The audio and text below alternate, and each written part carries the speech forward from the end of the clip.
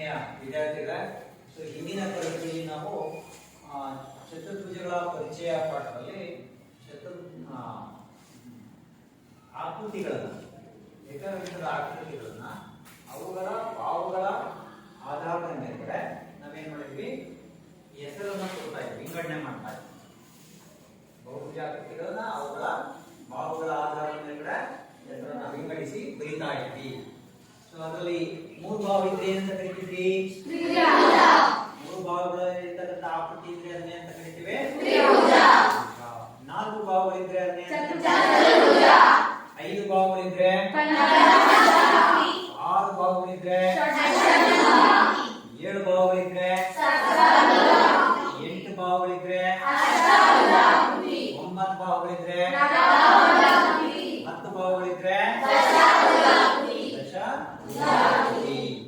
ಹೀಗೆ ಬಹುಭುಜಾಕೃತಿಗಳನ್ನ ಅವುಗಳ ಭಾವಗಳ ಆಧಾರದ ಮೇಲೆ ನಾವು ವರ್ಗೀಕರಣ ಮಾಡಿ ಅವುಗಳ ಹೆಸರನ್ನ ಬರಿತಾ ಇದ್ವಿ ಅಲ್ವಾ. ಈಗ ನೋಡೋಣ ಹಿಂದಿನ ಎಷ್ಟು ಜನಕ್ಕೆ ನೆನಪಿದೆ ಅಂತ ಹೇಳಿ. ಈಗ ಇರ್ತಕ್ಕಂಥ ಕೆಲವೊಂದಷ್ಟು ಮಾದರಿಗಳಿದಾವೆ. ಈಗ ಎಷ್ಟು ಮಾದರಿಗಳಿದಾವೆ. ಈ ಮಾದರಿಗಳನ್ನ ನಾನು ನಿಮ್ ಕಡೆ ಕೊಡ್ತೀನಿ, ಗೊತ್ತಾಯ್ತಲ್ಲ, ಹಂಚಿ ಬಿಡ್ತೀನಿ ಈಗ. ಸೊ ಹಂಚಿ ಆದ್ಮೇಲೆ ನೀವೇನ್ ಮಾಡ್ಬೇಕು, ನಿಮಗೆ ಬಂದಿರತಕ್ಕಂಥ ಮಾದರಿ ಹೆಸರು ಹೇಳ್ಬೇಕು. ಅದು ಯಾಕೆ ಅಂತ ಹೇಳ್ಬೇಕು. ನಿಮ್ಮ ಹೆಸರು ಹೇಳ್ಬೇಕು. ನಿಮ್ಮ ಹೆಸರು ಇದನ್ನ ತಗೊಂಡಾದ್ಮೇಲೆ ನಿಮ್ಮ ಹೆಸರು ಆದ್ಮೇಲೆ ಇದು ಯಾವ ಆಕೃತಿ, ಯಾಕೆ ಅದನ್ನ ಕರೀತಾರೆ, ಆ ಆಕೃತಿಗೆ ಹೆಸರನ್ನು ಯಾಕೆ ಕರೀತಾರೆ ಅಂತ ಗೊತ್ತಾಯ್ತಾ? ಸರಿನಾ? ತಗೊಳ್ಳ ಇದನ್ನಿಟ್ಕೋ. ಸೊ ನೀವು ಇದನ್ನ ತಗೊಳ್ಳಿ ಇಟ್ಕೊಳ್ಳಿ. ಸೊ ನೀವು ಇದನ್ನ ಇಟ್ಕೊಳ್ಳಿ. ತಗೊಳ್ಳಿ. ಇಟ್ಕೊಳ್ಳಿ. ತಗೊಳ್ಳಿ. ಒಂದು ನಿಮಿಷ ನಾನು ಹೇಳ್ತೀನಿ. ನೀವು ನಿಮ್ಮ ಕೈಯಾಗಿರುವಂಥವ್ರು ಈಗ ಈ ಬೆಂಚಿಗೆ ಉಂಟಪ್ಪ ಕೊಡು. ಸೊ ಈಗ ಒಂದೊಂದು ಬೆಂಚಿಂದ ಒಂದು ಗೊತ್ತಾಯ್ತಲ್ಲ. ಸೊ ಈಗ ನೀವು ಎದ್ದಿಟ್ಕೊಂಡು ನಿಮ್ಮ ಹೆಸರು ಹೇಳಿ, ಅದು ಯಾವ ಆಕೃತಿ, ಬಹುಭುಜದಲ್ಲಿ ಯಾವ ವಿಧ ಅಂತ ಹೇಳ್ಬೇಕು, ಯಾಕೆ ಅಂತ ಗೊತ್ತಾಯ್ತಲ್ಲ. ಸೊ ಎಲ್ಲಿಂದ ಸ್ಟಾರ್ಟ್ ಮಾಡೋಣ? ಬಾಯ್ಸ್ ಕಡೆಯಿಂದ ಸ್ಟಾರ್ಟ್ ಮಾಡೋಣ. ಹೇಳು, ಏನಪ್ಪ ಹೆಸರೇನು?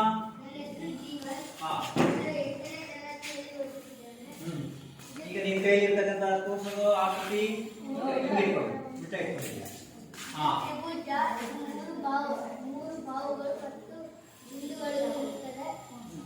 ಜೀವನ್ ಅಲ್ಲ? ಜೀವನ್.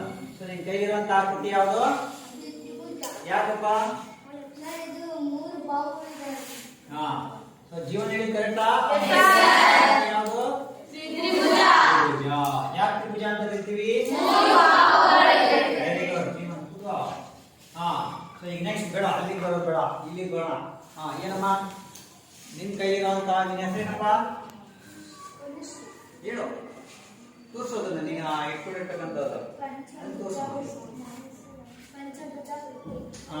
ಯಾಕದನ್ನ ಯಾವ ಆಕೃತಿ? ಯಾಕದನ್ನ ಅತಿನ ಹೇಳ್ಬೇಕು. ಪಂಚಭುಜಾಕೃತಿ ಅಂತ ಯಾಕೆ ಕರೀತಾರೆ? ತೋರಿಸಿ ಯಾವ್ಯಾವ ಭಾವ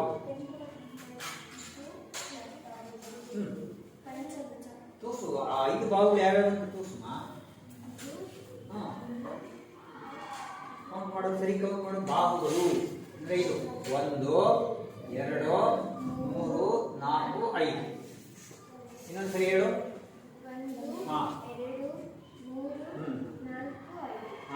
5 ಭಾವಗಳನ್ನು ಒಳಗೊಂಡಿರ್ತಕ್ಕಂಥ ಯಾವುದೇ ಆಕೃತಿ ಆಗಿದ್ರು ಅದನ್ನ ಏನಂತ ಕರಿತೀವಿ? ಪಂಚಭುಜಾಕೃತಿ ಅಂತ ಕರಿತೀವಿ.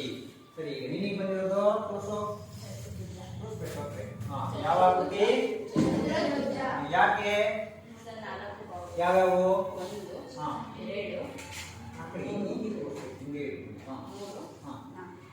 ಎಷ್ಟು ಭಾವಗಳಿದಾವೆ?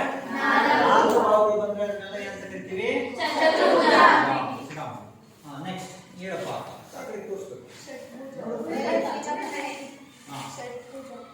ಯಾವ ಆಕೃತಿ? ಯಾಕಪ್ಪ ಷಡ್ಭುಜಾಕೃತಿ? ತೋರಿಸು ಯಾವ 6 ಭಾವಗಳು ಯಾರು? ಸ್ಪಷ್ಟ ಇನ್ನೊಂದ್ಸರಿ ತೋರಿಸು. 1 2 3 4 5 6. ಸೊ ಅದು 6 ಭಾವಗಳಿರೋದ್ರಿಂದ ಅದನ್ನೇ ಅಂತ ಕರಿತೀವಿ?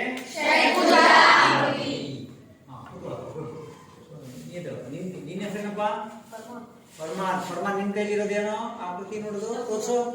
ತೋರ್ಸಬೇಕು ಫಸ್ಟ್. ನೋಡಿ ಎಲ್ಲರೂ ಆ ಫರ್ಮಾನ್ ಕೈಲಿ ಇರ್ತಕ್ಕಂಥ ಆಕೃತಿ ನೋಡಿ. ಆ ಆಕೃತಿಯನ್ನ ಏನ್ ತೆಗಿತಾರ ಫರ್ಮಾನ್? ಅವ್ನು ಹೇಳಿ ಫಸ್ಟ್ ಹೇಳಿ ಯಾವ್ದಪ್ಪ ಅದು? ಯಾಕೆ ಅಷ್ಟಭುಜಾಕೃತಿ? ಯಾವ 8 ಬಾಹುಗಳು ತೋರ್ಸೋಕೆ? 1 2 3 4 5 6 7. ಹಾ, ಸೊ ಅದು ಎಷ್ಟು ಭಾಗಗಳನ್ನು ಒಳಗೊಂಡಿದೆ? 8 ಭಾಗಗಳನ್ನು ಒಳಗೊಂಡಿರೋದ್ರಿಂದ ಸೊ 8 ಭಾಗಗಳನ್ನು ಒಳಗೊಂಡಿರೋದ್ರಿಂದ ಅದನ್ನು ನಾವೇಂತ ಕರಿತೀವಿ? ಅಷ್ಟಭುಜಾಕೃತಿ ಅಂತ ಕರಿತೀವಲ್ವಾ? ಸೊ ಈ ರೀತಿಯಾಗಿ ನಾವು ಅವುಗಳನ್ನ ಬಹುಭುಜಾಕೃತಿಗಳನ್ನ ಅವುಗಳ ಭಾಗಗಳ ಆಧಾರದ ಮೇಲೆ ಗಣನೆ ಮಾಡ್ತೀವಿ. ಅದು ಕೂಡ ಗುರುತಿಸಿದ್ರಿ. ವೆರಿ ಗುಡ್, ಗೊತ್ತಾಯ್ತಲ್ಲ? ಈಗ ನಾವು ಮುಂದೆ ಹೋಗೋಣ. ಚತುರ್ಭುಜ ಪ್ರಮೇಯ. ಈಗ ಚತುರ್ಭುಜ ಅಂತ ಏನು ಹೇಳಿದ್ವಲ್ಲ ನಾವೀಗ, ಈ ಚತುರ್ಭುಜದ ವಿಧಗಳನ್ನ ನೋಡೋಣ. ಗೊತ್ತಾಯ್ತಾ? ಚತುರ್ಭುಜದಲ್ಲಿ ಬೇರೆ ಬೇರೆ ರೀತಿಯಾಗಿರ್ತಕ್ಕಂತಹ ವಿಧಗಳು ಬರ್ತವೆ. ಅಂದ್ರೆ ಈ ಚತುರ್ಭುಜ ಅಂದ್ರೆ ಎಷ್ಟು ಭಾಗಗಳು ಇರ್ತವೆ? 4 ಭಾಗಗಳು ಇರ್ತವೆ. ಆ 4 ಭಾಗಗಳಿಂದ ಬೇರೆ ಬೇರೆ ಹೆಸರುಗಳನ್ನ ಕರೀತಾ ಹೋಗ್ತೀವಿ. ಅವುಗಳನ್ನು ನಾವು ಈ ಒಂದು ಪೀರಿಯಡ್ ನಲ್ಲಿ ನಾವು ಈ ಅವಧಿಯಲ್ಲಿ ನೋಡೋಣ. ಚತುರ್ಭುಜದ ವಿಧಗಳು. ನಾವು ಚತುರ್ಭುಜದ ವಿಧಗಳನ್ನ ನೋಡೋಣ. ಚತುರ್ಭುಜದ ವಿಧಗಳು ನೆಕ್ಸ್ಟ್ ಬರ್ಕೋಬೇಕಾಗಿರೋದು ಚತುರ್ಭುಜದ ವಿಧಗಳು.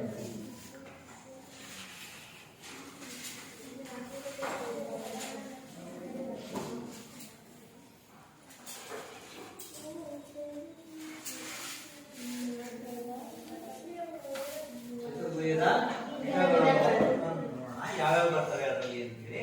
ಹಾಗೆ ಅವುಗಳ ಲಕ್ಷಣಗಳೇನು, ಆ ಹೆಸರುಗಳಿಗೆ ಅದಕ್ಕೆ ಏನೇನು ವಿಶೇಷವಾಗಿರ್ತಕ್ಕಂಥ ಲಕ್ಷಣಗಳಿರ್ತವೆ ಅನ್ನೋದನ್ನ ಇವತ್ತಿನ ಅವಧಿಯಲ್ಲಿ ಒಂದೊಂದಾಗಿ ನೋಡ್ತಾ ಹೋಗೋಣ. ಈಗ ಮೊದಲು ಅದರ ವಿಧಗಳನ್ನ ನೋಡೋಣ. ಸೊ ಮೊದಲನೇದಾಗಿ ಬರ್ತಕ್ಕಂಥದ್ದು ತ್ರಾಪಿಜ್ಯ. ಚತುರ್ಭುಜದ ಮೊದಲನೇ ಅವಧಿಯಲ್ಲಿ ಮೊದಲನೇ ಆಕೃತಿ ಇದರಲ್ಲಿ ತ್ರಾಪಿಜ್ಯ. ಸೊ ಎರಡನೇದು ಸಮಾಂತರ ಚತುರ್ಭುಜ. ಎರಡನೇದು ಯಾವ ಆಕೃತಿ? ಸಮಾಂತರ ಚತುರ್ಭುಜ. ಸೊ ನೆಕ್ಸ್ಟ್ ಮೂರನೇದು ಆಯತ. ಮೂರನೇ ವಿಧ ಯಾವುದು? ಆಯತ. ನಾಲ್ಕನೇ ವಿಧ ಚೌಕ. ಚೌಕಕ್ಕೆ ಇನ್ನೊಂದು ಹೆಸರಿದೆ ವರ್ಗ. ಚೌಕ ವರ್ಗ. ಐದನೇದು ವಜ್ರಾಕೃತಿ. ಐದನೇ ಆಕೃತಿ ಯಾವುದು? ವಜ್ರಾಕೃತಿ. ಸೊ ನೆಕ್ಸ್ಟ್ ಆರನೇದು ಕೊನೆಯ ಆಕೃತಿ ಪತಂಗ. ಪತಂಗ ಅಂದ್ರೆ ಗಾಳಿಪಟ. ಪತಂಗ ಅಂತ ಹೇಳಿದ್ರೆ ಗಾಳಿಪಟ. ಸೊ ಹಾಗಾದ್ರೆ ಚತುರ್ಭುಜದಲ್ಲಿ ಎಷ್ಟು ವಿಧಗಳಿದಾವೆ? ಎಷ್ಟು ವಿಧಗಳಿದಾವಪ್ಪ? ಯಾವ್ಯಾವ?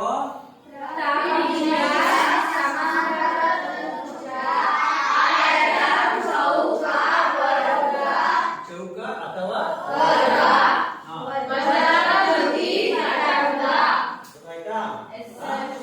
ಈಗ ನಾವು ಈ 6 ವಿಧಗಳನ್ನ, ಇದು ತ್ರಾಪಿಜ್ಯದ ಲಕ್ಷಣ ಏನು, ಸಮಾಂತರ ಚತುರ್ಭುಜ ಅಂದ್ರೇನು ಅದರ ಲಕ್ಷಣ ಏನು, ಆಯತ ಅಂದ್ರೇನು ಅದರ ಲಕ್ಷಣ ಏನು, ಹೀಗೆ ಒಂದೊಂದಾಗಿ ನಾವು ನೋಡ್ತಾ ಹೋಗೋಣ.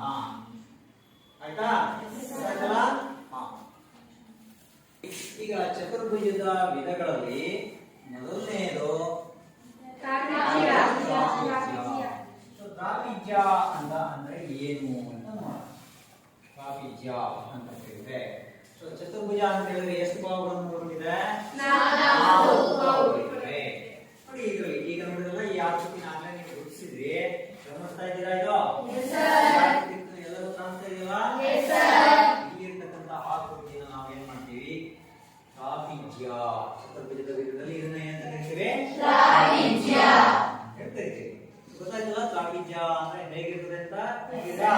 ಹಾಗಾದ್ರೆ ಇದರ ವಿಶೇಷತೆ ಏನು, ಯಾಕೆ ಇದನ್ನು ತ್ರಾಪಿಜ್ಯ ಅಂತ ಕರಿತೀವಿ ಅಂದ್ರೆ, ಸೊ ಇದರಲ್ಲಿ ಒಂದು ಜೊತೆ ಅಭಿಮುಖ ಭಾಗಗಳು ಪರಸ್ಪರ ಸಮಾಂತರವಾಗಿರುತ್ತವೆ. ಅಭಿಮುಖ ಅಂದ್ರೆ ಎದುರ ಬದುರಾಗಿರ್ತಕ್ಕಂಥದ್ದು. ಈಗ ನೀವು ನನಗೆ ಎದುರವಾಗಿದ್ದೀರಿ, ನಾನು ನಿಮಗೆ ಎದುರಾಗಿ ನಿಂತ್ಕೊಂಡಿದ್ದೀನಿ. ಸೊ ನೋಡಿ ಈಗ ಈ ಬಾಹುಗೆ ಈ ಬಾಹು ಅಭಿಮುಖವಾಗಿದೆ, ಸಮ ಅಲ್ಲ ಅಭಿಮುಖವಾಗಿದೆ, ಎದುರು ಬದರು, ಗೊತ್ತಾಯ್ತಾ? ಸೊ ಈ ಬಾಹುಗೆ ಈ ಬಾಹು ಅಭಿಮುಖವಾಗಿದೆ, ಎದುರಾಗಿದೆ, ಗೊತ್ತಾಯ್ತಾ? ಆದ್ರೆ ಸಮಾಂತರವಾಗಿರುವುದು ನೋಡಿ, ಸಮಾಂತರ, ಸಮಾನ ಅಂತರ. ಈ ಬಾಹು ಮತ್ತೆ ಈ ಬಾಹುವಿನ ನಡುವೆ ಏನಿದೆ, ಅಂತರ ಒಂದೇ ಇರಬೇಕು, ಸಮಾನ ಅಂತರ. ಸೊ ಹೀಗೆ ಒಂದು ಜೊತೆ ಅಭಿಮುಖ ಬಾಹುಗಳು ಸಮಾಂತರವಾಗಿರ್ತಕ್ಕಂತಹ ಚತುರ್ಭುಜವನ್ನು ನಾವೇಂತ ಕರಿತೀವಿ? ಅಂತ ಕರಿತೀವಿ, ಕರಿತೀವಿ. ಈಗ ಬರ್ಕೊ, ಈಗ ಒಂದು ಜೊತೆ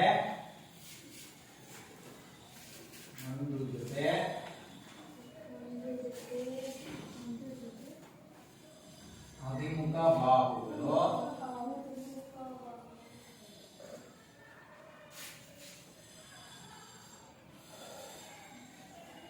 ಸಮಾಂತರವಾಗಿರುವ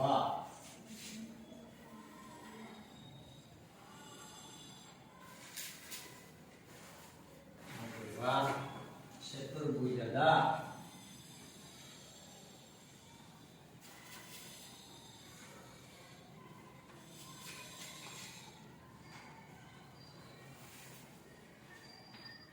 ವಿಧವನ್ನು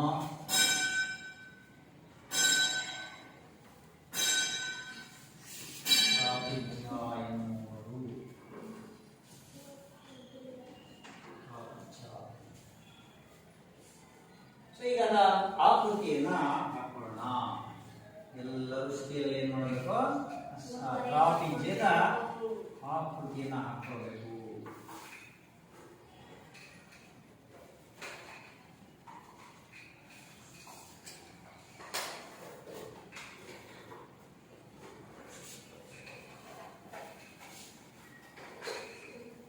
ಈಗ ಇದಕ್ಕೆ ನಾವು ಇಂಗ್ಲಿಷ್ ವರ್ಣಮಾಲೆ ಇರತಕ್ಕಂಥ ಅದರ ಹೆಸರನ್ನ ಕೊಡೋಣ.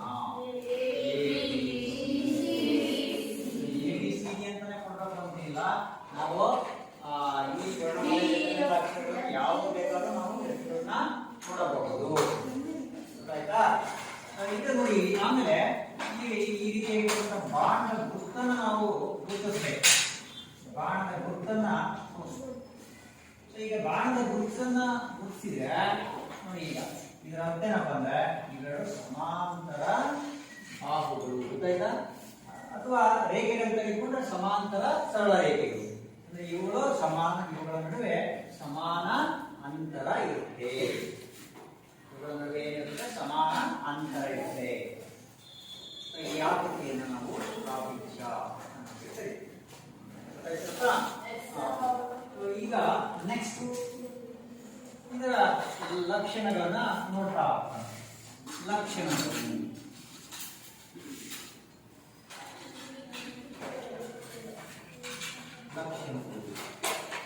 ಲಕ್ಷಣಗಳಲ್ಲಿ ಮೊದಲನೇದು ನಮಗೆ ಗೊತ್ತಿದೆ, ಇದು ತ್ರಾಪಿಜ್ಯ ಅಂತ ಹೇಳಬೇಕು ಅಂತಂದ್ರೆ ಅಭಿಮುಖ ಬಾಹುಗಳು, ಒಂದು ಜೊತೆ ಅಭಿಮುಖ ಬಾಹುಗಳು ಏನಾಗಿರ್ತವೆ? ಏನಾಗಿರ್ತವೆ? ಸಮಾಂತರವಾಗಿರ್ತವೆ. ಸೊ ಹಾಗಾಗಿ ಮೊದಲನೇ ಲಕ್ಷಣ ಏನಪ್ಪಾ ಅಂತಂದ್ರೆ ಒಂದು ಜೊತೆ ಅಭಿಮುಖ ಬಾಹುಗಳು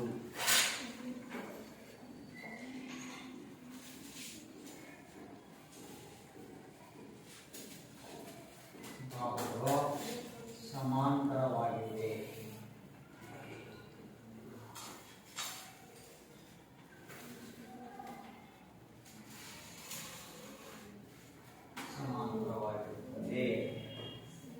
ಚಿತ್ರದಲ್ಲಿ ಯಾವ್ಯಾವ ಬಾಹು ಸಮಾಂತರವಾಗಿವೆ?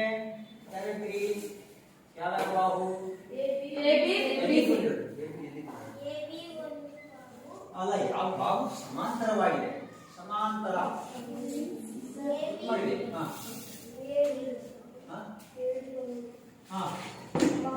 ಯಾವುದಕ್ಕೆ? ಸರಿ ಹೇಳು. Very good. ಎಡಿ ಬಾಹು ಗುರ್ತು ಮಾಡಿದೆ. ಎಡಿ ಬಾಹು BC ಬಾಹು ಏನಾಗಿದೆ? ಸಮಾಂತರವಾಗಿದೆ. ಸೊ ನಾವು ಇದನ್ನ ಇಲ್ಲಿ ಬೇಕಾದ್ರೆ ನಾವು ಬರೀಬಹುದು. ಸೊ AB ಬಾಹು, ಸೊ ಈ ತರ ಅಂದ್ರೆ ಈ ತರ ಚಿಹ್ನೆ ಹಾಕಿದ್ರೆ ಸಮಾಂತರ. AB ಬಾಹು ಈ ಬಾಹುವಿಗೆ ಸಮಾಂತರವಾಗಿದೆ, ಆಯ್ತಾ? ಬಾಹು ಸಿ ಬಾಹುವಿಗೆ ಸಮಾಂತರವಾಗಿವೆ. ಒಂದು ಜೊತೆ ಬಾಹುಗಳು ಸಮಾಂತರವಾಗಿದೆ. ಕೂತ್ಕೊಳ್ಳಿ. ಸೊ ಎರಡನೇದು ಇವುಗಳ ಒಳಕೋನಗಳು ಇದಲ್ಲ. ನಿಮಗೆ ಈ ತ್ರಿಭುಜದ 3 ಒಳಕೋನಗಳ ಮೊತ್ತ ಎಷ್ಟಿರ್ತದೆ? ತ್ರಿಭುಜದ 3 ಒಳಕೋನಗಳ ಮೊತ್ತ 180 ಡಿಗ್ರಿ ಇರ್ತದೆ. ಸೊ ಹಾಗಾದ್ರೆ ಇಲ್ಲಿ ನೋಡಿ ಗಮನಿಸಬೇಕು. ಈಗ ಈ ಚತುರ್ಭುಜದ ಒಳಕೋನಗಳು, ಚತುರ್ಭುಜದಲ್ಲಿ ಎಷ್ಟು ಕೋನಗಳು ನೋಡಿ ಇಲ್ಲಿ ಬಾಹುಗಳು ನೋಡಿ. ಇದು ಎಡಿ ಒಂದು, ಎಬಿ ಒಂದು, ಬಿಸಿ ಒಂದು, ಪಿಡಿ ಒಂದು, 4 ಭಾಗ ಅಲ್ವಾ ಕೋನಗಳು. ಸೊ ಯಾವುದು ಎ ಕೋನ ಇದೆ, ಬಿ ಕೋನ ಇದೆ, ಸಿ ಕೋನ ಇದೆ, ಹಾಗೇನೆ ಡಿ ಕೋನ. ಎಷ್ಟು ಕೋನಗಳಿದಾವೆ? 4 ಇದಾವೆ. ಈಗ ಏನ್ ಮಾಡೋಣ ನೋಡಿ. ಈಗ ಈ ಶೃಂಗಗಳಿದಾವೆ. ಎ ಅನ್ನೋದು, ಬಿ ಅನ್ನೋದು, ಸಿ ಅನ್ನೋದು, ಡಿ ಅನ್ನೋದು ಶೃಂಗಗಳು. ಇದನ್ನೆಲ್ಲ ನೀವು ತಿಳ್ಕೊಂಡಿದೆ. ಇವುಗಳು ಶೃಂಗಗಳು. ಇದರಲ್ಲಿ ಅಭಿಮುಖ ಶೃಂಗಗಳನ್ನ ಸೇರಿಸೋಣ. ಅಭಿಮುಖ ಶೃಂಗಗಳು ಅಂದ್ರೆ ಬಿ ಮತ್ತು ಡಿ ಅಥವಾ ಎ ಮತ್ತು ಸಿ. ಇದರಲ್ಲಿ ಯಾವ್ದಾದ್ರು 2 ಶೃಂಗಗಳನ್ನ ಏನ್ ಮಾಡೋಣ ಸೇರಿಸೋಣ. ಈಗ ಸೇರಿಸಿದ್ರೆ ನೋಡಿ. ಸೊ ಈಗ ಇದನ್ನ ಬಿ ಮತ್ತು ಡಿ ಅನ್ನ ಸೇರಿಸಿದ್ದೀವಿ. ಸೊ ಈಗ ಇದನ್ನ ಸೇರಿಸ್ಬಿಟ್ರೆ ಈಗ ನೋಡಿ ಇದು ಚತುರ್ಭುಜ ಅಥವಾ ಟ್ರಾಪಿಜ ಏನಾಗುತ್ತೆ? ಎಷ್ಟು ಭಾಗಗಳಾಯ್ತು ನೋಡಿ? ಎಷ್ಟು ಭಾಗಗಳಾಯ್ತು? 2 ಭಾಗಗಳಾಯ್ತು. 2 ಭಾಗಗಳಾದ್ರೆ ಈಗ ನೋಡಿ ಇದು ಎ ಬಿ ಡಿ ನೋಡಿ ಯಾವ ಆಕೃತಿ ಇದು? ಯಾವ ಆಕೃತಿ ಇದು? ಯಾವ ಆಕೃತಿ? ಯಾವ ಆಕೃತಿ ಬಂತು? ತ್ರಿಭುಜ. ಇದು ಒಂದು ತ್ರಿಭುಜ ಅಲ್ವಾ? ಸೊ ಈಗ ನೋಡಿ ಇದು ನೋಡಿ D B C, D B C ಇದು ಒಂದು ತ್ರಿಭುಜ. ಇದು ಕೂಡ ತ್ರಿಭುಜ. ಸೊ ಹಾಗಾದ್ರೆ ಚತುರ್ಭುಜ ಇದನ್ನ ಕರ್ಣವನ್ನ ಅಭಿಮುಖ ಶೃಂಗಗಳನ್ನ ಸೇರಿಸಿದಾಗ ಸೊ ಇದು ಏನ್ ಮಾಡುತ್ತೆ? ಅದನ್ನ ನಾವು ಕರ್ಣ ಅಂತ ಕರೀತೀವಿ. ಅಭಿಮುಖ ಶೃಂಗಗಳನ್ನ ಸೇರಿಸುವಂತ ರೇಖಾಖಂಡಕ್ಕೆ ನಾವು ಕರ್ಣ ಅಂತ ಕರಿತೀವಿ. ಈ ಕರ್ಣ ಏನ್ ಮಾಡುತ್ತೆ? ಟ್ರಾಪಿಜ್ಯವನ್ನು 2 ಭಾಗಗಳನ್ನಾಗಿ 2 ತ್ರಿಭುಜಗಳನ್ನಾಗಿ ಗಣನೆ ಮಾಡುತ್ತೆ. ಸೊ ತ್ರಿಭುಜದ ಈ ತ್ರಿಭುಜದ ಒಳಕೋನಗಳ ಮೊತ್ತ 180 ಡಿಗ್ರಿ ಇರ್ತದೆ. ಈ ತ್ರಿಭುಜದ ಒಳಕೋನಗಳ ಮೊತ್ತ ಎಷ್ಟಿರ್ತದೆ? 180 ಡಿಗ್ರಿ. 180 ಪ್ಲಸ್ 180 ಎಷ್ಟಾಯ್ತು? 360 ಎಷ್ಟಾಯ್ತು? 360 ಡಿಗ್ರಿ. ಅಂದ್ರೆ ನನಗೆ ಟ್ರಾಪಿಜ್ಯದ ಒಳಕೋನಗಳ ಮೊತ್ತ ಎಷ್ಟು ಬರುತ್ತೆ? 360 ಡಿಗ್ರಿ. 360 ಡಿಗ್ರಿ ಬರ್ತದೆ. ಗೊತ್ತಾಯ್ತಾ? ಈಗ ಎರಡನೇ ಲಕ್ಷಣವನ್ನ ಬರ್ಕೊಳ್ಳೋಣ ನೋಡಿ. ಅಭಿಮುಖ ಶೃಂಗಗಳನ್ನು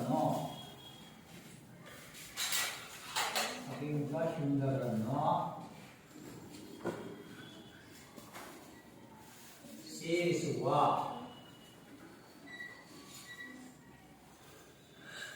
ರೇಖಾಖಂಡವನ್ನು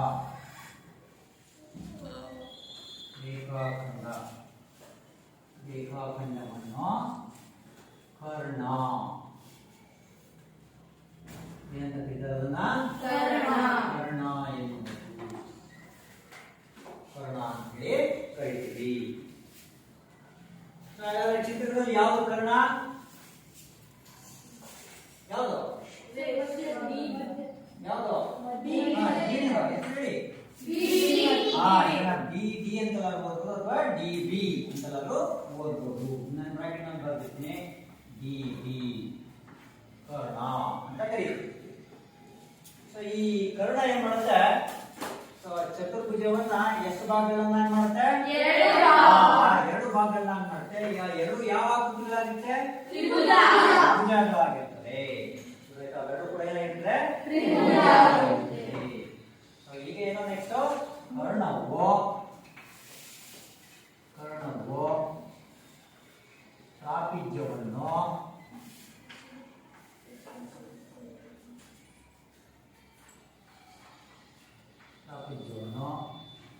ಎರಡು ತ್ರಿಭುಜಗಳಾಗಿ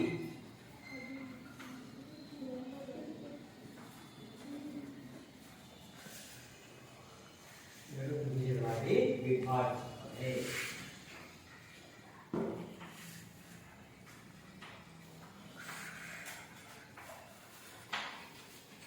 ಎರಡು ತ್ರಿಭುಜಗಳಾಗಿ ವಿಭಾಗ ಮಾಡುತ್ತೆ.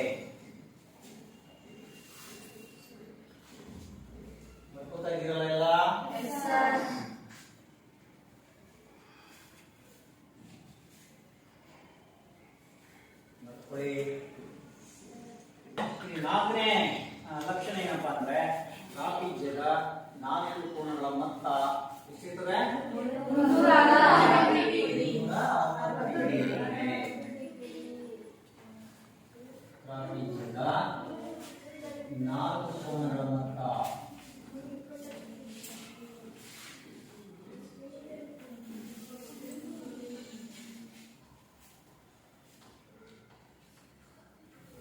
ಮೊತ್ತ 360 ಡಿಗ್ರಿ ಇರ್ತದೆ.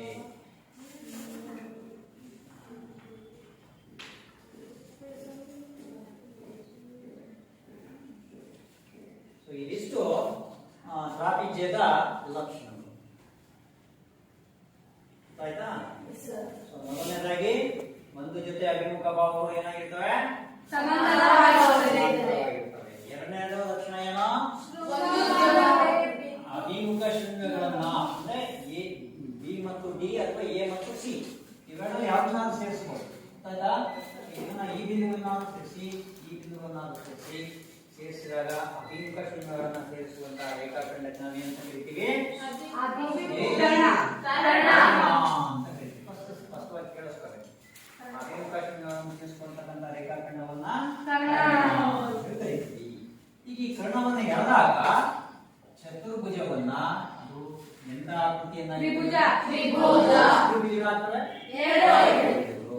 ಸೊ ಹಾಗಾದ್ರೆ ಒಳಕೋನಗಳನ್ನು ನೋಡಿದ್ರೆ ಸೊ ಈ ತ್ರಿಭುಜದ ಒಳಕೋನಗಳ ಮೊತ್ತ 180 ಪ್ಲಸ್ ಈ ತ್ರಿಭುಜದ ಒಳಕೋನಗಳ ಮೊತ್ತ 180 180 ಎಷ್ಟಾಯ್ತು?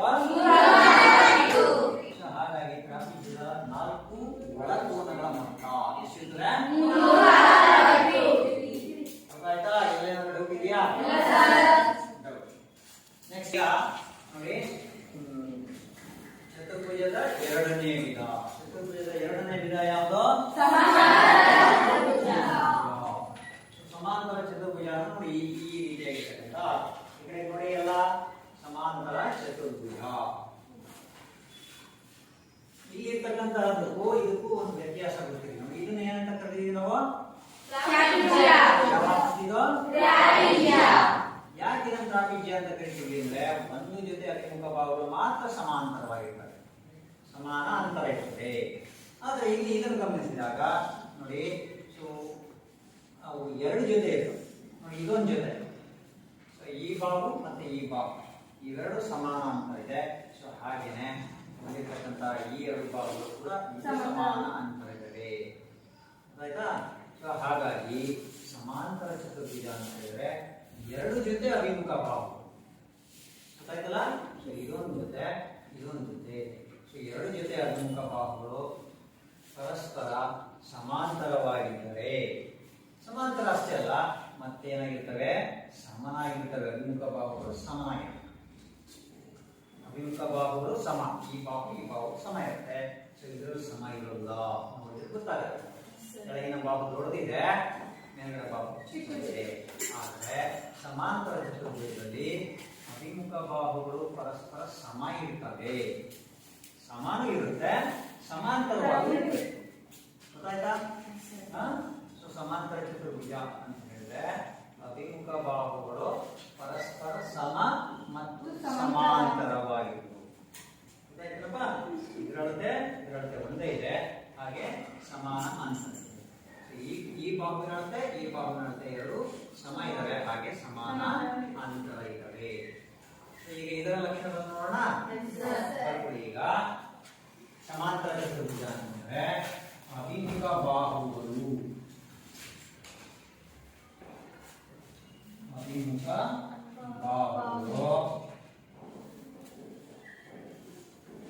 ಪರಸ್ಪರ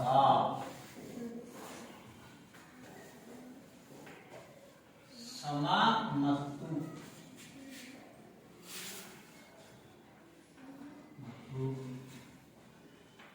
ಸಮಾಂತರವಾಗಿರುವ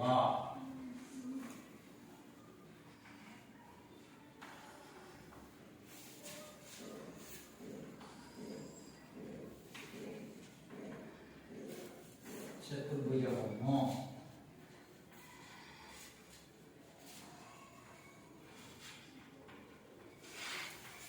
ಸಮಾಂತರ ಚತುರ್ಭುಜ ಎನ್ನುವರು.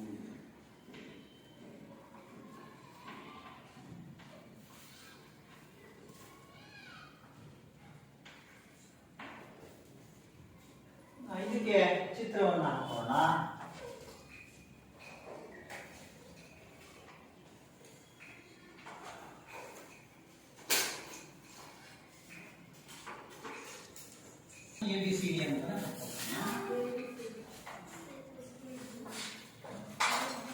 ಈಗ ನೋಡಿ, ಈ ರೀತಿಯಾಗಿರ್ತಕ್ಕಂಥ ಬಾಣ ಗುರುತನ್ನು ತೋರಿಸಿ ಅದರ ಎಂತ ರೇಖೆಗಳು ಸಮಾಂತರ ರೇಖೆಗಳು ಇದು ಒಂದಿದೆ. ನೆಕ್ಸ್ಟ್ ಈ ಎರಡನೇ ರೇಖೆ ಈಗ ಎರಡನೇದಕ್ಕೆ ಎರಡು ಬಾಣದ ಗುರುತನ್ನ ತೋರಿಸಿದೀವಿ. ಅಂದ್ರೆ ಇದು ಮೊದಲ ಒಂದು ಜೊತೆ ಬಾಹುಗಳು ಸಮಾಂತರವಾಗಿವೆ. ನಂತರ ಎರಡನೇ ಜೊತೆ ಬಾಹುಗಳು ಈ ಎರಡು ಏನಾಗಿದ್ದಾವೆ ಸಮಾಂತರವಾಗಿದ್ದಾವೆ. ಗೊತ್ತಾಯ್ತಾ? ನೋಡೋಣ ಇದು ಲಕ್ಷಣಗಳು.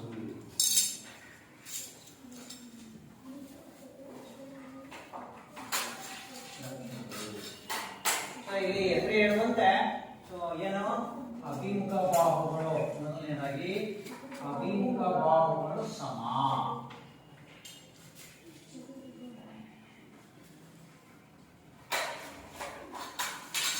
ಅಭಿಮುಖ ಬಾಹುಗಳು ಸಮನಾಗಿರ್ತವೆ.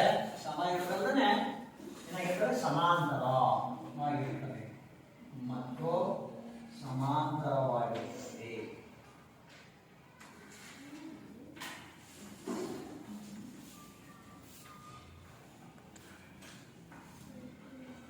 ಅಭಿಮುಖ ಬಾಹುಗಳು ಸಮ ಮತ್ತು ಸಮಾಂತರವಾಗಿರ್ತವೆ.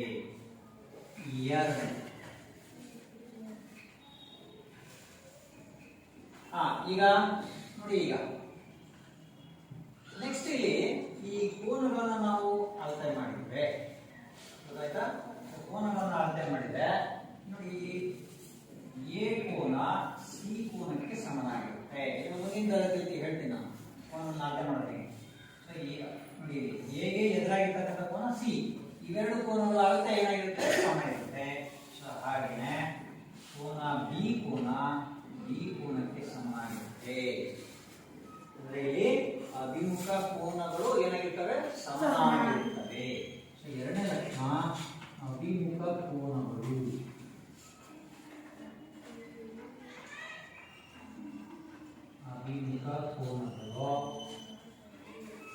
ಸಮವಾಗಿರುತ್ತವೆ.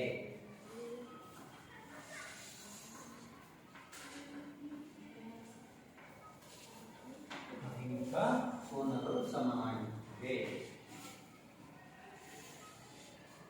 ನಾವೀಗ ಬೇಕಾದ್ರೆ ಚಿತ್ರಕ್ಕೆ ನಾವು ಅನ್ವಯಿಸಬಹುದು. AB ಬಾಹು BC ಬಾಹುಗೆ ಸಮ, AD ಬಾಹು BC ಬಾಹುಗೆ ಸಮ ಅಂತ ಬರೀಬಹುದು ನಾವು. AB equals BC CD, CD ಬಾಹುಗೆ ಸಮ. ಹಾಗೇನೆ ಯಾವುದು AD equals BC, AD equals BC ಬರ್ಕೊಂಡಿದ್ದೀವಿ. ಯಾವೆರಡು ಬಾಹುಗಳು ಸಮಾನ, ಅಭಿಮುಖ ಕೋನಗಳು ಪರಸ್ಪರ ಸಮಾನ. ಅದಕ್ಕೆ ಕೋನ ಎ ಈಗ ಬರೀಬಹುದು. ಕೋನ ಎ ಈಕ್ವಲ್ಸ್ ಕೋನ ಸಿ ಮತ್ತು ಕೋನ ಬಿ ಈಕ್ವಲ್ಸ್ ಕೋನ ಡಿ. ಕೋನ ಬಿ ಈಕ್ವಲ್ಸ್ ಕೋನ ಡಿ. ಎ ಕೋನ ಸಿ ಕೋನ ಸಮಾನ, ಬಿ ಕೋನ ಡಿ ಕೋನಕ್ಕೆ ಸಮನಾಗಿರುತ್ತೆ. ನೆಕ್ಸ್ಟ್ ಈಗ ನೋಡಿ, ಈಗ ಈ ಬಿ ಮತ್ತು ಡಿ ಇವೆರಡು ಶೃಂಗಗಳು ಅಭಿಮುಖ ಶೃಂಗಗಳನ್ನು ಸೇರಿಸುವಂತ ರೇಖಾಖಂಡಕ್ಕೆ ಅಂತ ಕರಿತೀವಿ ನಾವು.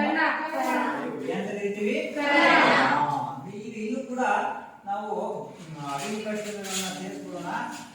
ಸೇರಿಸಿದಾಗ ತ್ರಿಭುಜ. ಏನ್ ಬರುತ್ತೆ ಇದು? ಬಿಡಿ ಅನ್ನುವಂಥದ್ದು ಏನದು? ಏನಂತ ಕರಿತೀವಿ? ಬಿಡಿ ಕರ್ಣ ಅಂತ ಕರಿತೀವಿ. ಈ ಕರ್ಣ ಅನ್ನುವಂಥದ್ದು ಸಮಾಂತರ ಚತುರ್ಭುಜ ಬಂತು. ಇವೆರಡು ಎಂತ ತ್ರಿಭುಜ, ಇವೆರಡು ಕೂಡ ಎಂತವಾಗ್ತವೆ? ತ್ರಿಭುಜಗಳಾಗ್ತವೆ. ಗೊತ್ತಾಯ್ತಾ?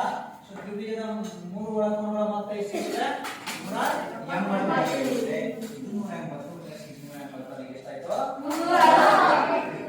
ಇದು ಕೂಡ ನಾವು ಸಮಾಂತರ ಚತುರ್ಭುಜದ 4 ಒಳಕೋನಗಳ ಮೊತ್ತ ಎಷ್ಟಾಗುತ್ತೆ? 360 ಡಿಗ್ರಿ ಇರುತ್ತೆ. ಸೊ ಈಗ ಇಲ್ಲಿ ಬರ್ಕೋಬೇಕು. ಮೂರನೇದು ಏನಪ್ಪಾ ಅಂದ್ರೆ, ಇದು ಕರ್ಣ ಏನು ವಿಭಾಗಿಸುತ್ತಲ್ಲ ಸಮಾಂತರ ಚತುರ್ಭುಜವನ್ನ, ಇಲ್ಲಿ ಉಂಟಾಗತಕ್ಕಂಥ ತ್ರಿಭುಜ, ಈ ಎರಡು ತ್ರಿಭುಜಗಳು ಸಮನಾಗಿರ್ತವೆ. ಎರಡು ತ್ರಿಭುಜಗಳು ಸರ್ವಸಮನಾಗಿರುತ್ತವೆ. ಸೊ ಅದನ್ನೇ ಬರೋಣ. ಕರ್ಣವು ಸಮಾಂತರ ಚತುರ್ಭುಜವನ್ನು ಸಮಾಂತರ ಚತುರ್ಭುಜವನ್ನು ಕರ್ಣವು ಸಮಾಂತರ ಚತುರ್ಭುಜವನ್ನು ಎರಡು ಸರ್ವಸಮ ತ್ರಿಭುಜಗಳಾಗಿ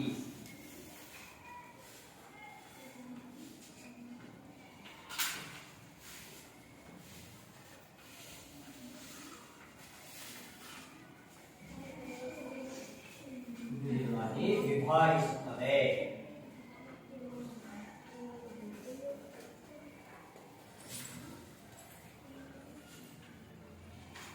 ಸರ್ವಸಮತ್ರಿಭುಜಗಳಾಗಿ ವಿಭಾಗ ಮಾಡುತ್ತೆ. ಈ ಎರಡು ತ್ರಿಭುಜಗಳು ಸರ್ವಸಮನಾಗಿರುತ್ತವೆ ಅಂತ ಹೇಳಿ. ಇದರ ಲಕ್ಷಣ ಏನಪ್ಪಾ ಅಂತ ಹೇಳಿದ್ರೆ ಇದು ಇವುಗಳು ಕೂಡ ಚತುರ್ಭುಜದ ವಿಧಾನ ಆಗಿರೋದ್ರಿಂದ ಕೋನಗಳ ಮೊತ್ತ 360 ಡಿಗ್ರಿ ಇರ್ತದೆ. ಹಾಗಾಗಿ ಅದನ್ನೇ ಬರೆಯೋದು ಬೇಡ, ಹಾಗೆ ನೆನಪಿಟ್ಕೊಂಡು ಸಾಕು. ಇದು ಕೂಡ ಚತುರ್ಭುಜದ ವಿಧ ಆಗಿರೋದ್ರಿಂದ 4 ಒಳಗೊಂಡು ಮೊತ್ತ ಎಷ್ಟಿರುತ್ತೆ? 360 ಡಿಗ್ರಿ ಇರುತ್ತೆ. ಸೊ ಹಾಗೇನೆ ಇನ್ನೊಂದು ಲಕ್ಷಣ, ಈಗ ನಾವು ಬಿ ಮತ್ತು ಡಿ ಅನ್ನು ಸೇರಿಸ್ಬಿಟ್ಟಿದ್ದೀವಿ. ಇದನ್ನ ಏನಂತ ಕರಿತೀವಿ? ಸೊ ಹಾಗೆ ಇನ್ನೊಂದು ಕರ್ಣವನ್ನು ಎಳಿಬೋದಾ? ಎಳಿಬೋದಾನೆ? ಯಾವ್ದು ಶುಲ್ಕ? ಯಾವ್ದು ಸೇರಿಸ್ಬೇಕು? ಎ ಮತ್ತು ಸಿ ಅನ್ನು ನಾವು ಸೇರಿಸ್ಬಿಟ್ರೆ ಆಗ ಏನಾಗುತ್ತೆ, ಇನ್ನೊಂದು ಕರ್ಣ ಬರುತ್ತೆ. ಏನ್ ಬರ್ತದೆ? ಇನ್ನೊಂದು ಕರ್ಣ ಬರ್ತದೆ. ಎ ಸಿ ಒಂದು ಕರ್ಣ, ಬಿ ಬಿ ಮತ್ತೊಂದು ಕರ್ಣ. ಇಲ್ಲಿ ನಾವು ಅಲ್ಲೂ ಎರಡು ಕರ್ಣಗಳನ್ನ ಇದ್ದು ಇದು ಕೂಡ ಏನ್ ಮಾಡ್ತೇವೆ? ಎರಡು ಕರ್ಣಗಳನ್ನ ಎಳೆಯಬಹುದು. ಈಗ ಎರಡು ಕರ್ಣಗಳು ಹೇಗೆ ಇರ್ತದಪ್ಪ ಅಂತಂದ್ರೆ ಪರಸ್ಪರ ಅರ್ಧಿಸುತ್ತವೆ. ಏನ್ ಮಾಡ್ತವೆ? ಪರಸ್ಪರ ಏನ್ ಮಾಡ್ತವೆ? ಅರ್ಧಿಸ್ತವೆ. ಬಿ ಮತ್ತು ಎ ಸಿ ಪರಸ್ಪರ ಭಾಗ ಮಾಡ್ತವೆ, ಅರ್ಧಿಸ್ತವೆ. ನೆಕ್ಸ್ಟ್ ಲಕ್ಷಣ ವಿದ್ಯಾರ್ಥಿಗಳೇ, 4ನೇ ಲಕ್ಷಣ ಕರ್ಣಗಳು ಪರಸ್ಪರ ಅರ್ಧಿಸುತ್ತವೆ ಅಂತ ಹೇಳಿ. ನೆಕ್ಸ್ಟ್ ನೋಡಿ, ಇವಾಗ ಇನ್ನೂ ನಾವು ಹೆಚ್ಚಿನ ಮಾಹಿತಿಯನ್ನು ತಿಳ್ಕೊಳ್ಬೇಕು ಅಂತ ಹೇಳಿದ್ರೆ, ಈಗ ಎ ಡಿ ಬಿ ಸಿ ಈ ಎರಡು ಭಾಗಗಳನ್ನು ಎಂತ ಭಾಗ ಅಂತ ಕರಿತೇವೆ? ಎ ಬಿ ಮತ್ತು ಸಿ ಡಿ ಅನ್ನ ಅಭಿಮುಖ ಭಾಗಗಳು. ಎ ಬಿ ಮತ್ತು ಬಿ ಸಿ ಇವೆರಡು ಏನಿದಾವೆ? ಅಕ್ಕಪಕ್ಕ ಇದಾವೆ. ಅದನ್ನ ಇವುಗಳನ್ನ ನಾವು ಏನಂತ ಕರಿತೀವಿ? ಎ ಬಿ ಮತ್ತು ಬಿ ಸಿ ಅನ್ನ ಪಾರ್ಶ್ವಭಾಗ. ಸೊ ಹಾಗೆ ಬಿ ಸಿ ಮತ್ತು ಸಿ ಡಿ ಅನ್ನ ಪಾರ್ಶ್ವಭಾಗ, ಸಿ ಡಿ ಮತ್ತು ಡಿ ಎ ಅನ್ನ ಪಾರ್ಶ್ವಭಾಗ. ಗೊತ್ತಾಯ್ತಾ? ಪಾರ್ಶ್ವಭಾಗಗಳು ಯಾವು, ಅಭಿಮುಖ ಭಾಗಗಳು ಯಾವು ಅಂತ ಗೊತ್ತಾಯ್ತಲ್ಲ? ನೋಡಿ, ಇಲ್ಲಿ ನೋಡಿದಾಗ ಈ ಆಕೃತಿ ನೋಡಿದಾಗ ಸೊ ಇವೆರಡನ್ನು ನಾವು ಎಂತ ಭಾಗಗಳು ಅಂತ ಕರಿತೀವಿ? ಅಭಿಮುಖ ಭಾಗಗಳು. ಸೊ ಈ ಎರಡು ಭಾಗಗಳನ್ನು ಏನಂತ ಕರಿತೀವಿ? ಈ ಎರಡು ಭಾಗಗಳನ್ನು ಏನಂತ ಕರಿತೀವಿ? ಸೊ ಹಾಗೇನೆ ಕೋನಕ್ಕೂ ನಾವು ಹೇಳ್ಬೋದು. ಸೊ ಈ ಕೋನ ಮತ್ತು ಈ ಕೋನ ಎಂತ ಕೋನಗಳು ಅಂತ ಕರಿತೀವಿ? ಅಭಿಮುಖ ಕೋನ. ಎಂತ ಕೋನಗಳು? ಅಭಿಮುಖ. ಇಲ್ಲಿ ಒಂದು ಮತ್ತೊಂದರ ಎದುರಿಗಿದೆ. ಸೊ ಹಾಗೇನೆ ಈ ಕೋನ ಇವೆರಡನ್ನು ಏನಂತ ಕರಿತೀವಿ? ಅಭಿಮುಖ ಭಾವಗಳು ಚೆನ್ನಾಗಿರ್ತವೆ, ಅಭಿಮುಖ ಚೆನ್ನಾಗಿರ್ತವೆ. ಈಗ ಸಮಾಂತರ ಚತುರ್ಭುಜದ ಲಕ್ಷಣ ಎಲ್ಲರಿಗೂ ಗೊತ್ತಾಯ್ತಾ? ಹೋಗಿಲ್ಲ ಇದರಲ್ಲಿ? ಈಗ ಇವತ್ತಿನ ದಿವಸ ನಾವು ಚತುರ್ಭುಜದ ವಿಧಗಳನ್ನು ತಿಳ್ಕೊಂಡ್ವಿ. ಚತುರ್ಭುಜದ ವಿಧದಲ್ಲಿ ಎಷ್ಟು ವಿಧಗಳಿದ್ದಾವೆ? ಎಷ್ಟು ವಿಧಗಳಿದ್ದಾವೆ? ಯಾವ್ಯಾವು?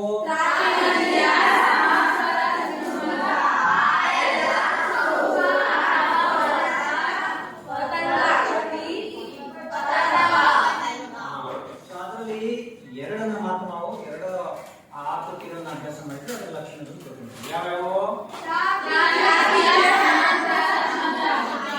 ತ್ರಿಭುಜ ಮತ್ತು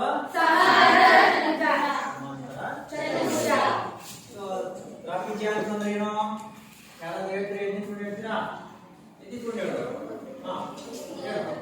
ಹೇಳು. ಬಾಹುಗಳು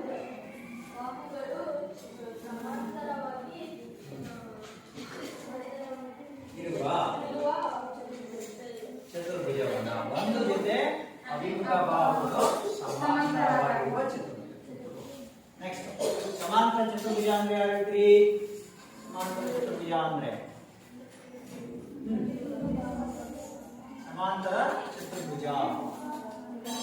ಹಾ ನೋಡಿ ಯಾವುದು ಬೇಗ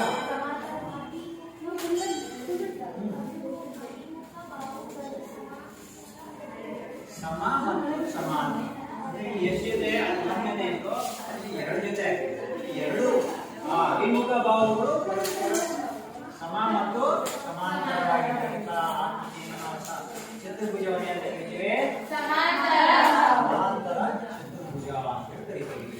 ಸೊ ಹಾಗಾದ್ರೆ ನಾಳೆ ನೀವು ಬರುವಾಗ ಏನ್ ಮಾಡ್ಬೇಕಪ್ಪ ಅಂತಂದ್ರೆ ಈ ನಾವು ಮುಂದಿನ ತರಗತಿಯಲ್ಲಿ ಬರುವ ಸಂದರ್ಭದಲ್ಲಿ ನೀವು ಏನ್ ಮಾಡ್ಬೇಕು ಹೋಮ್ವರ್ಕ್ ಏನಪ್ಪಾ ಅಂತ ಹೇಳಿದ್ರೆ ನಿತ್ಯ ಜೀವನದಲ್ಲಿ ನಿಮಗೆ ಕಂಡು ಬರ್ತಕ್ಕಂತಹ ನಿಮಗೆ ಕಂಡು ಬರುವಂತಹ ಚತುರ್ಭುಜದ ವಿಧಗಳು, ನಿಮಗೆ ಕಂಡು ಬರುವ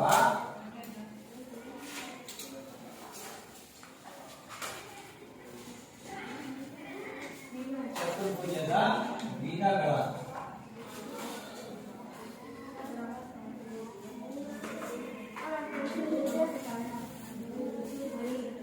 ವಿಧಗಳನ್ನು ಪಟ್ಟಿ ಮಾಡಿ.